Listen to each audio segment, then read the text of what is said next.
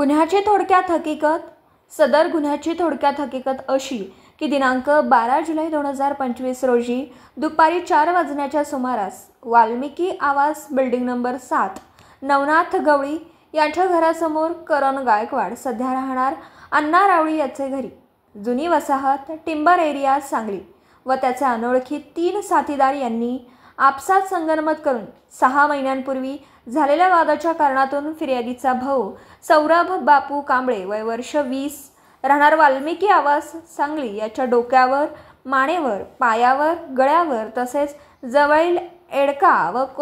कोयत्यासारख्या धारदार हत्याराने वार करून निघृणपणे खून केला व तेथून पळून गेले. सदर गुन्ह्याचं गांभीर्य ओळखून आरोपीचा शोध घेऊन त्यांना तात्काळ अटक करण्याचे आदेश वरिष्ठांनी दिले होते. त्याप्रमाणे सांगली शहर पोलीस ठाण्याचे पोलीस निरीक्षक संजय मोरे यांनी सांगली शहर पोलीस ठाण्याकडील गुन्हे प्रकटीकरण शाखेतील अधिकारी, पोलीस उपनिरीक्षक महादेव पवार व अंमलदार यांचे एक पथक तयार करून आरोपींचा शोध घेण्याकामी रवाना केला.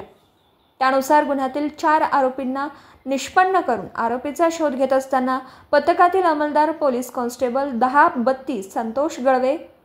व पोलीस कॉन्स्टेबल 793 गौतम कांबळे यांना त्यांच्या गोपनीय बातमीदारामार्फत माहिती मिळाली की मेहता हॉस्पिटलच्या मागे टिंबर एरियाजवळ नवीन वसाहत सांगली येथे असणाऱ्या बंद गोडाऊनच्या आत सदर गुन्ह्यातील आरोपी हे लपून बसल्यात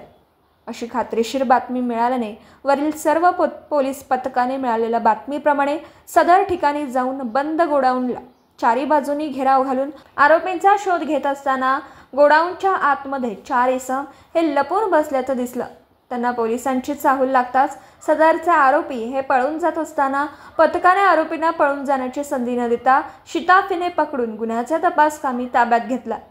सदर गुन्ह्याचा पुढील तपास सहाय्यक पोलीस निरीक्षक सागर गोडे हे करीत आहेत.